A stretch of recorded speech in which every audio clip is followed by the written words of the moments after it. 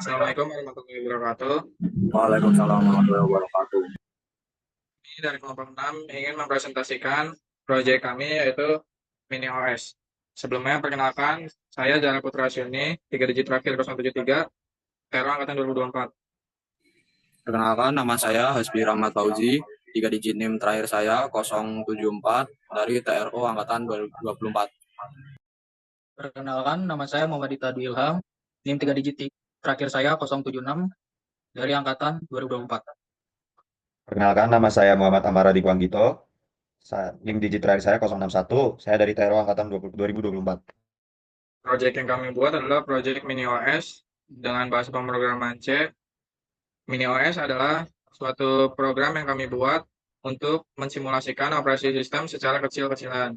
Tujuan kami membuat proyek ini adalah untuk mengetahui bagaimana sistem kerja Mini OS itu tersebut.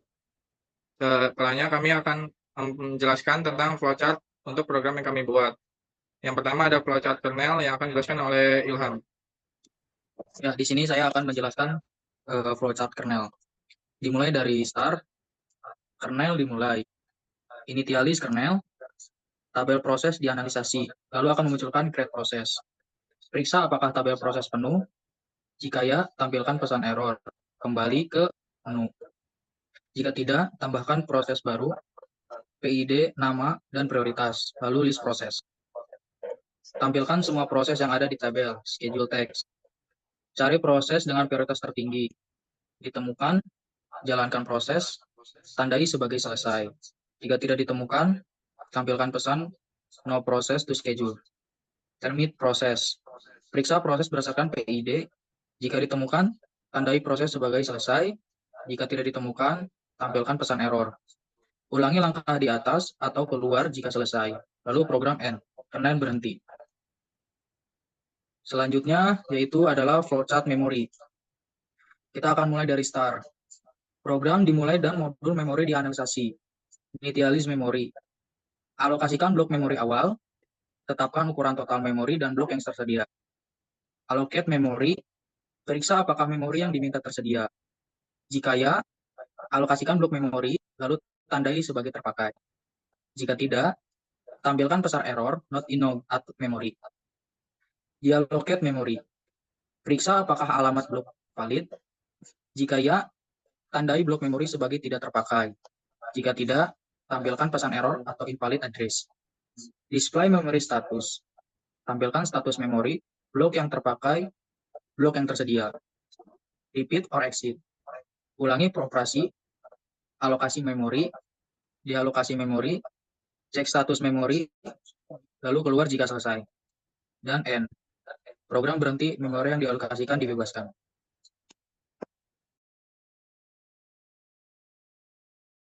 Selanjutnya ada flowchart file system yang akan dijelaskan oleh Hasbi. Izin masuk teman-teman. Di sini saya akan sedikit menjelaskan tentang flowchart file. Di mana dimulai dari start, sistem file dimulai. Setelah itu initialize file system, inisialisi direktor root sebagai direktori utama. List file, tampilkan semua file dan direktori di direktori saat ini. Jika kosong, tampilkan pesan director is empty. Setelah itu, create file atau directory. Periksa apakah jumlah file atau direktori telah mencapai batas maksimum. Jika iya, tampilkan pesan error directory is full. Apabila tidak, tambahkan file atau direktori baru ke direktori saat ini. Selanjutnya ada change directory. Periksa nama direktori, pindah ke direktori induk jika ada. Nama lain, cari direktori di dalam direktori saat ini. Jika ditemukan, pindah ke direktori tersebut. Apabila tidak ditemukan, tampilkan pesan error. Selanjutnya, read file. Periksa apakah file dengan nama tertentu ada. Apabila ditemukan, tampilkan isi file. Dan apabila tidak ditemukan, tampilkan pesan error. Selanjutnya, write file. Periksa apakah file dengan nama tertentu ada. Apabila ditemukan, perbarui isi file dengan konten baru. Apabila tidak ditemukan, tampilkan pesan error. Selanjutnya, delete file atau directory. Periksa apakah file atau directory dengan nama tertentu ada. Apabila ditemukan, hapus file atau directory. Jika di directory tidak kosong, tampilkan pesan error. Apabila tidak ditemukan, tampilkan pesan error. Selanjutnya, repeat or exit. Ulangi langkah di atas sesuai kebutuhan atau keluar jika selesai. Dan end. Sistem file berhenti. Selanjutnya ada penjelasan flowchart main yang akan dijelaskan oleh saya, yaitu yang pertama ada start, lalu program dimulai, lalu inisialis subsistem, inisialisasi komponen utama yaitu kernel, file system, memory management. Lalu ada display command line, lalu tampilkan antar muka command line untuk menerima perintah pengguna, lalu wait for user command, tunggu masukan dari pengguna melalui command line, lalu proses command, lalu pilih operasi berdasarkan input pengguna. Jika help, tampilkan daftar perintah. Jika create, buat file atau directory baru. Jika list, tampilkan daftar isi directory saat ini. Jika cd, pindah ke directory tertentu. Lalu read, baca isi file tertentu. Untuk write, tulis ke file tertentu. Delete, hapus file atau directory. Allocate, itu untuk alokasi memori untuk proses. Free, bebaskan blok memori tertentu. Status, tampilkan status kernel, file system atau memori. Exit, keluar dari program. Execute operation, lakukan operasi berdasarkan perintah. Operasi file system yaitu create, list, cd, read, write, dan delete. Operasi kernel, buat, jalankan, atau hentikan proses. Operasi memori ada alokasi atau dealokasi blok memori. Untuk perintah status, tampilkan status terkini sistem.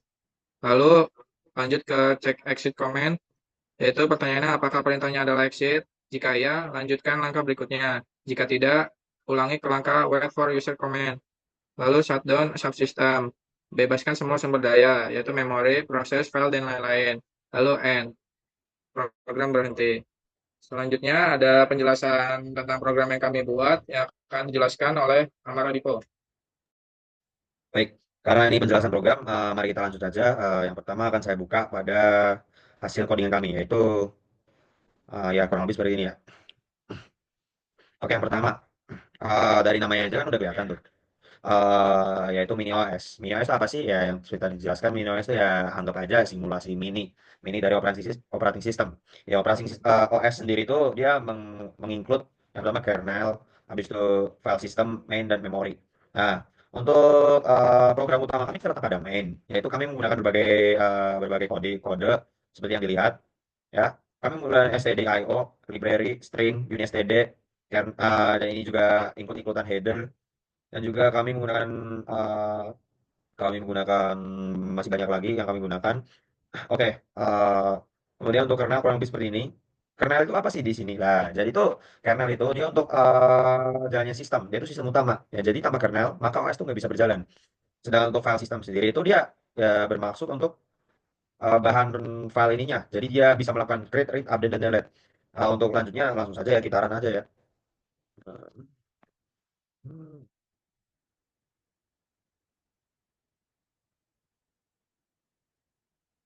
Nah, dari simpelnya seperti ini adalah hasil project yang kami buat, yaitu sama seperti operating system, yang bedanya kami di sini menggunakan Linux, dan juga untuk perbedaannya nggak beda jauh ya. Ya karena kita pakai command line, ya coba kita help.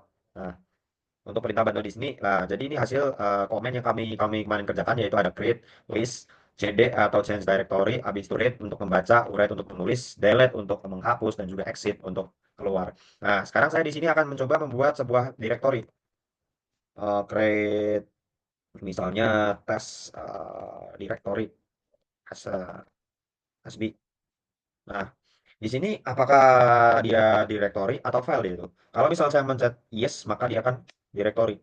Lah, bagaimana jika cara melihat directory tersebut dibuat? Maka kita gunakan perintah ls. Nah, ls di sini sudah disimpan kan directory hasbi. Habis itu saya ingin membuat file, tapi saya ingin membuat file dalam directory hasbi, maka saya yaitu akan masuk ke dalam directory hasbi. Nah, directory is empty. Karena saya sudah masuk ke dalam directory hasbi, maka sudah empty. Nah, di sini saya ingin membuat sebuah file. File apa ya? Kira-kira coba kita membuat create text. No. Nah, file text is create. Nah, di sini kan filenya kosong nih. Jadi mau nggak mau kita harus melakukan sebuah edit. Contohnya, saya ingin, enter content. Contohnya hello world. Atau mungkin kelompok 6 ya. Nah, text update successfully. Nah, bagaimana cara kita melihatnya? Yaitu kita menggunakan read text. Nah, di sini udah ada kelompok 6-nya. Nah, mungkin kurang lebih untuk file system seperti itu ya. Nah, dan juga mungkin Anda sendiri bertanya-tanya, bagaimana cara kita balik ke direktori aslinya? Kita bisa ngetikkan cd titik-titik sama seperti Linux. Jadi kita balik ke cd awal dan juga kita coba lihat lagi. Nah, kita balik ke direktori husby. Kemudian langkah selanjutnya yaitu delete. Nah, untuk delete sendiri sama, kita tinggal mendelete di ketika nama husby. Nah, is not empty. Nah, berarti kita harus masuk ke direktori husby dulu. Nah, habis itu kita menghapus kelompok 6-nya dulu ya. Delete kelompok 6. Nah, oh unknown. Berarti ini ada kesalahan yaitu kita tidak boleh memakai spasi. Nah, di situ habis itu kurang lebih selesai, kita balik, habis itu exit. Nah, dari sini saya menggunakan apa sensitive case yaitu di mana spasi itu tidak boleh dan juga spasi tidak boleh dan juga huruf besar dan huruf kecil itu berpengaruh. Nah, kemudian untuk CMake-nya. Nah, ini CMake-nya saya menggunakan kurang lebih seperti ini. Nah, karena CMake yang saya gunakan versi 3.12, maka saya di sini ngeset memasang untuk minimum minimum di requirement-nya di versi 3.10. Habis itu nama proyek sesuai nama proyek minios.c. Habis itu set make standard. Habis itu include directory yaitu masukkan directory. Nah, dan juga di sini file header ya. File header di sini yang dimaksud nih. File header di sini digunakan untuk memasukkan agar file tersebut dapat dibuka. Dan juga saya menggunakan buat executable. Nah, mungkin untuk komennya kita bisa set ulang ya. Atau mungkin build-nya saya hapus dulu kali ya. Saya buat lagi. Waktu recycle bin. Nah, mari kita coba. Nah, di sini nggak boleh dihapus ya karena ini adalah set yang sudah saya ini. Mari kita coba. Jadi yang pertama kita lakukan pada CMake itu membuat CMake list.txt. Nah, di sini tuh dia untuk berfungsi untuk menghubungkan.